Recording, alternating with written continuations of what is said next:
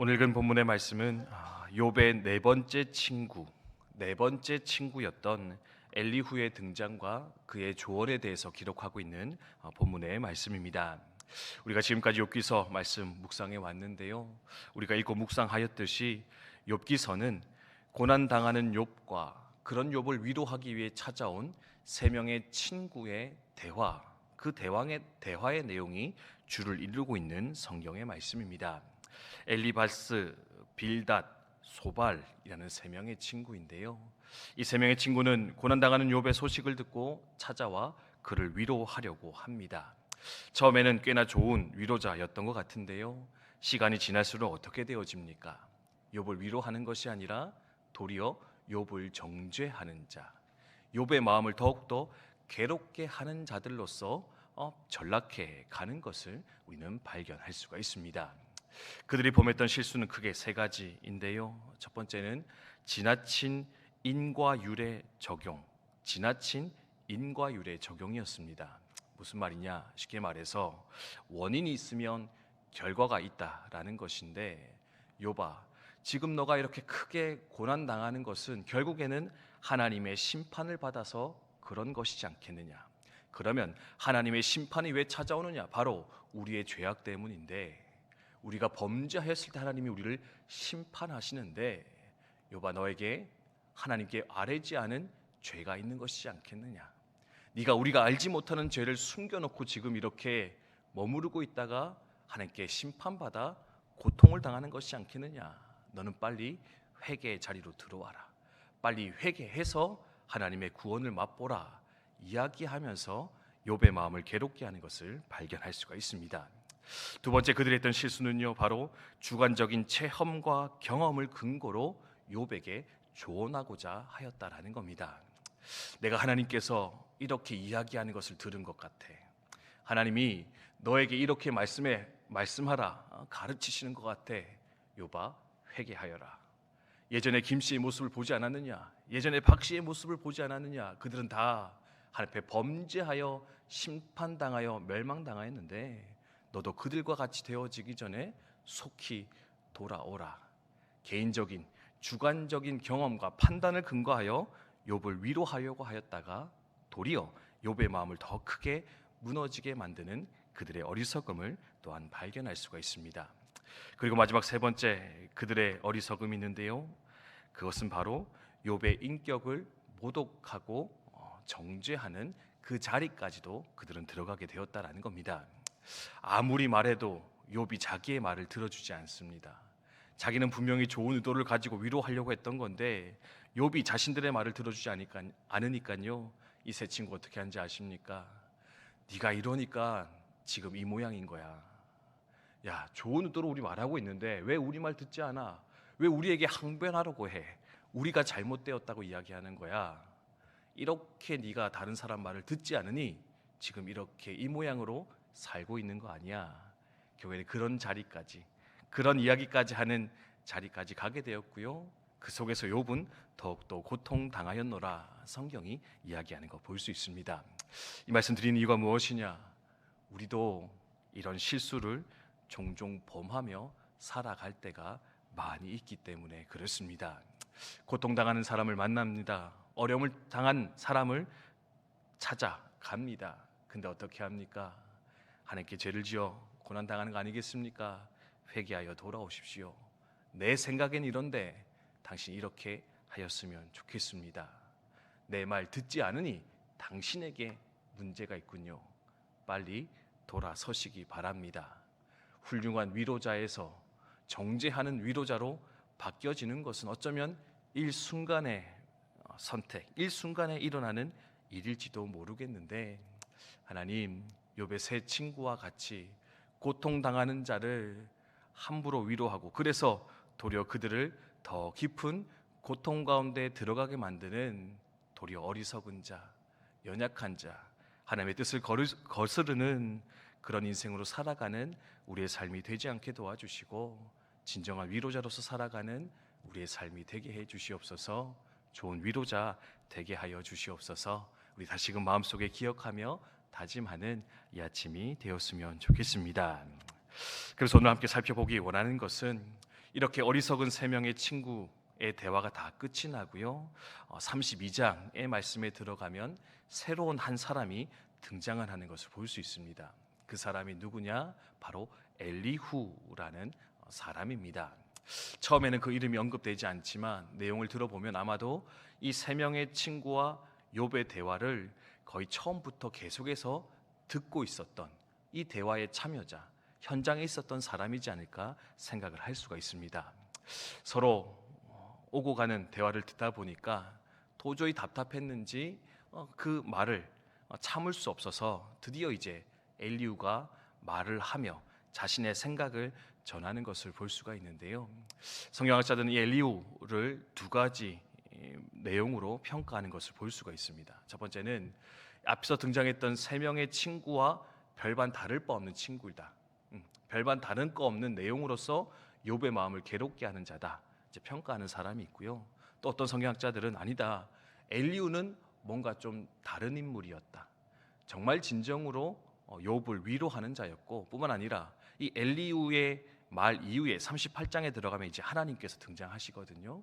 근데 아마 이 모습을 보면서 아마 하나님의 말씀을 잘 들을 수 있도록 욥의 마음을 준비시켜주는, 세 친구 때문에 이미 마음이 너무 무너지고 강팍해진 욥의 마음을 조금 부드럽게 만들어서 하나님 앞으로 갈 수 있게 만들었던, 마치 세례요한과 같은 역할을 했던 이가 바로 엘리후의 것이다, 그렇게 평가하는 것을 볼 수가 있습니다.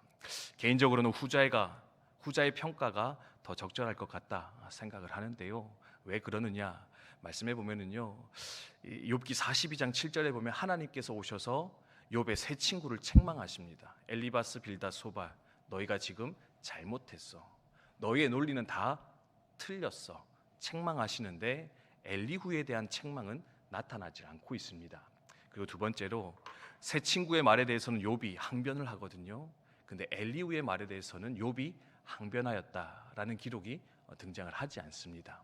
엘리후만 말하고 이어서 하나님이 말씀하고 계신데, 그래서 어쩌면 엘리후는 좀 다른 친구이지 않았을까, 뭔가 다른 것을 이야기하지 않았을까 생각해 볼 수 있는데, 그래서 오늘은 엘리후는 과연 무엇을 말했을까, 어떤 다름을 가지고 있었는가 생각해 보면서 하나님, 이런 엘리후의 메시지, 생각을 가지고 우리도 위로하게 해주십시오.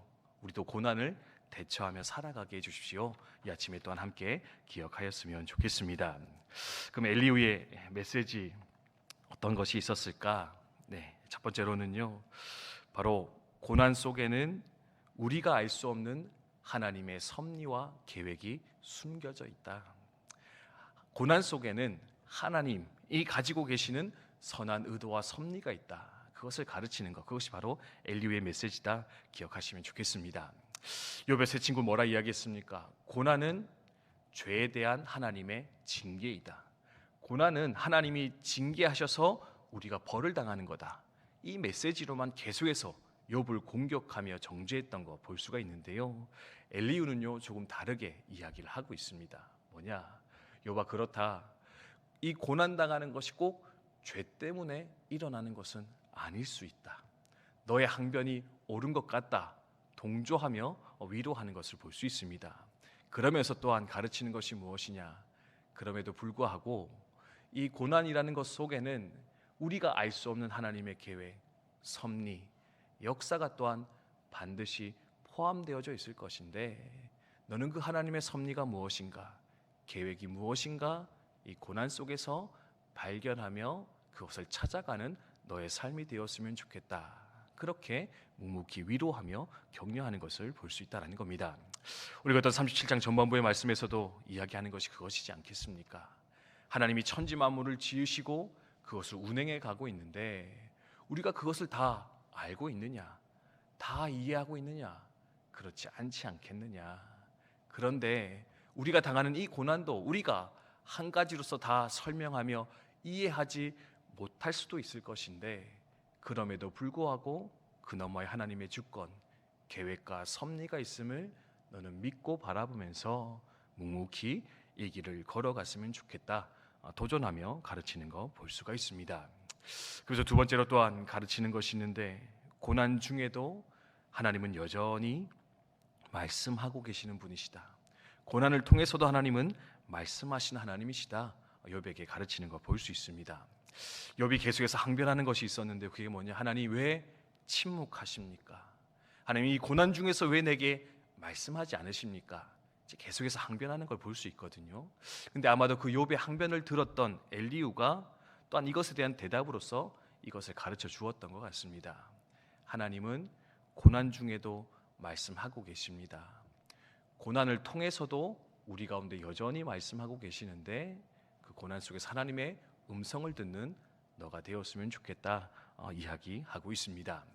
C.S. 루이스라고 하는 기독교 철학자 있는데요. 이 사람도 고통의 문제에 대해서 여러 가지로 고민하며 이렇게 저서를 남긴 것을 볼 수 있습니다. 그가 했던 유명한 말 중에 하나가 고난은 하나님의 메가폰이다. 고난은 하나님의 메가폰이다. 무슨 말이냐? 인생이 잘 풀리고 쉬울 때는 오히려 하나님의 음성을 잘 듣지 못한다는 겁니다. 왜요? 그것에 빠져 있기 때문에, 그것에 집중되어 있기 때문에 하나님께 관심을 가지지 않습니다. 그런데 고난 가운데 들어가면 그제서야 우리 하나님의 음성을 구하고 하나님의 뜻을 구하며 그 뜻 가운데 들어가 하나님의 참 뜻을 마침내 발견하는 경우들을 우리는 왕왕 볼 수가 있는데, 그래서 고난이 무엇이냐? 하나님의 음성을 크게 듣는 메가폰이다, 스피커폰이다, 그렇게 이야기하며 격려하는 것을 볼 수가 있습니다. 고난 중에도 여전히 말씀하시는 하나님, 아니 도리어 크게 말씀하시는 분, 그분이 바로 우리가 믿는 하나님이시다. 여러분 기억하시면 좋겠습니다. 그래서 세 번째로 엘리후가 하는 위로가 무엇이냐? 우리가 비록 고난 가운데 있을지라도 하나님은 여전히 자비로우시고 여전히 찬양 받으실 여호와이시다. 또한 그는 가르치는 거 볼 수가 있습니다. 36장의 메시지가 사실은 그것을 가르치고 있는데요. 읽지는 못했지만 한번 읽으시면서 무엇을 말하고 있느냐? 나는 비록 고난 당하지만, 비록 이유 없이 고통당하는 것 같지만, 그럼에도 불구하고 하나님은 여전히 사랑의 하나님이십니다. 자비의 하나님이십니다. 선하신 하나님이십니다. 그러므로 마땅히 우리의 찬양을 받으시기에 합당하신 하나님이신데 이 사실을 잊지 말고 찬양과 감사로 나아가십시오. 격려하고 있고요. 마지막 세 번째는 무엇이냐? 이 또한 지나가게 될 것이다. 이 또한 흘러갈 것이다. 마지막으로 위로하며 격려하는 것을 볼 수가 있습니다.